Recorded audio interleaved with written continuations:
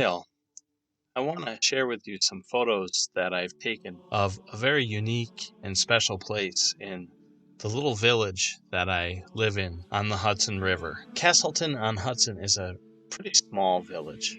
To say that we are a sleepy community is probably an understatement. We have a nice parade every year at Memorial Day, and people here are generally nice, but it's a small village. It's not prosperous, and like many in upstate New York, its heyday is behind it. But that unique thing I was telling you about, that unique thing is tucked away at Sacred Heart Catholic Church, which is up on a hill not too far back from the river. And it's a shrine to St. Jude. Most people, even if they aren't Catholic, have probably heard the name St. Jude. St. Jude was one of Jesus' disciples or apostles. And to Roman Catholics, St. Jude is given the title of Patron of hopeless causes, sort of the last resort in the intercession of saints.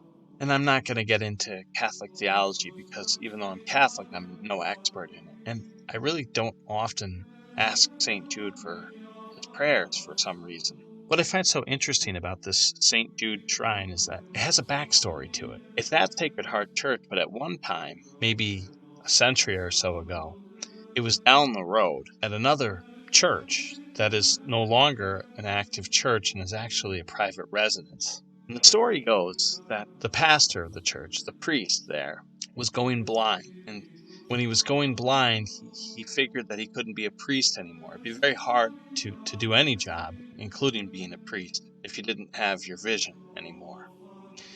And so prayed to St. Jude from a prayer card because he's, after all, the patron saint of hopeless causes. Or perhaps this statue was there in some way. But I don't know. I'm not sure.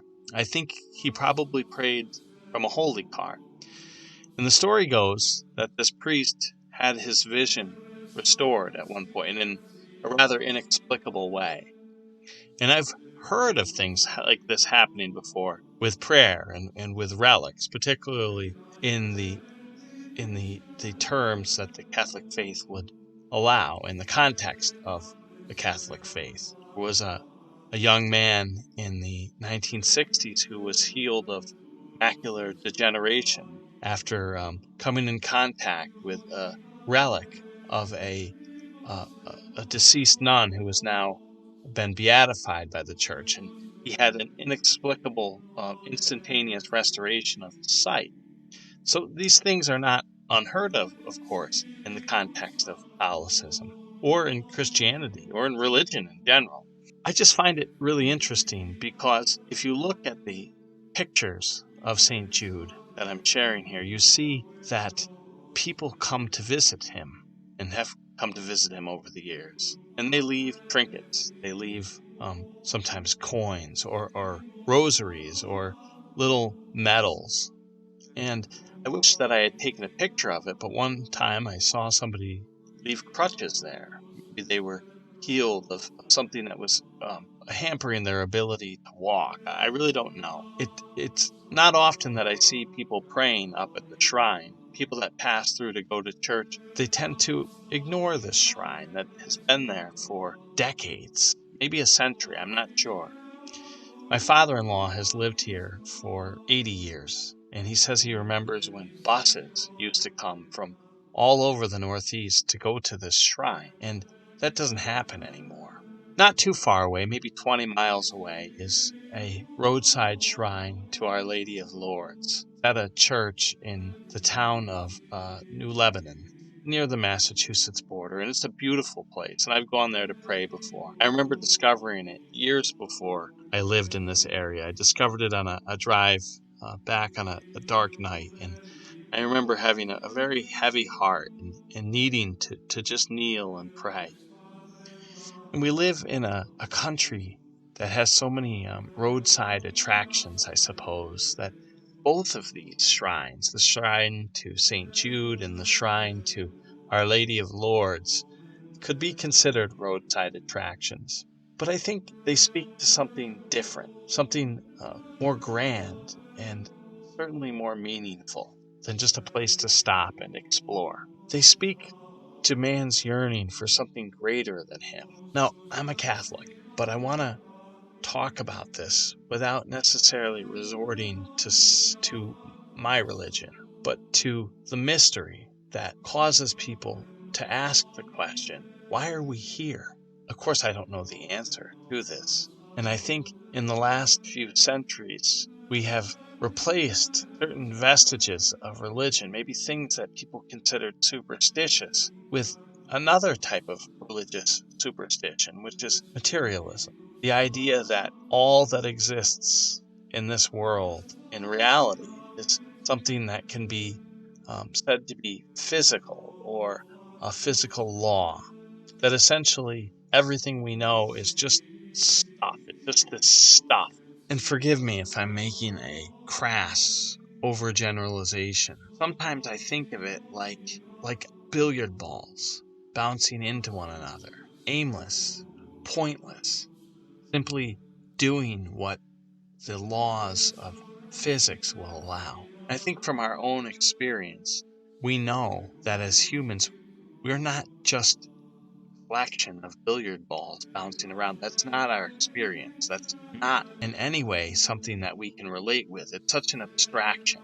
There's many philosophical arguments, not necessarily religious arguments, but many philosophical arguments that work or cut against the idea of this sort of pointless billiard ball mechanical depiction of reality that has probably dominated the way that we've thought for maybe 2 centuries or so.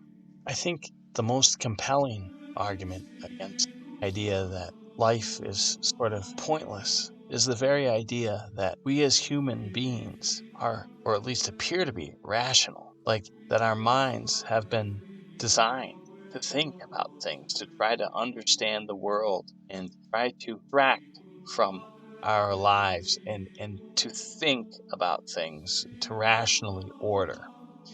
And I don't know that nature or natural selection or just the cosmos playing out the way that they do necessarily brings you to that point. I don't think you can have rationality without something that has created that rationality. And that should be a big puzzle for people who are not believers. And this reminds me of something that the Orthodox Christian philosopher or theologian David Bentley Hart has said, but it's about the power of the mind and of rationality and reason. And what David Bentley Hart says is, quote, "It makes sense to believe in God if one believes in the real power of reason, because one is justified in believing in reason if one believes in God.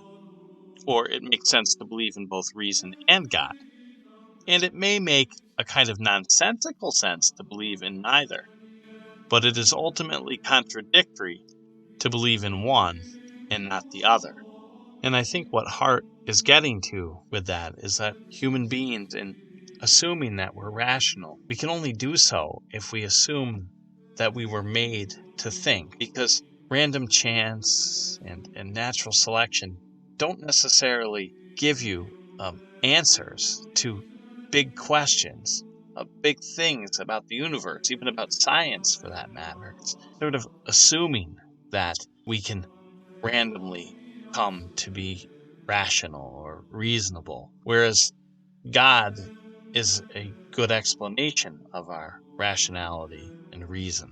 And right now, I'm drifting off into areas that are not my expertise. I'm hardly an expert on taking pictures, but I think this is a fascinating thing to live so close to this shrine right up the road from me, and also this other shrine.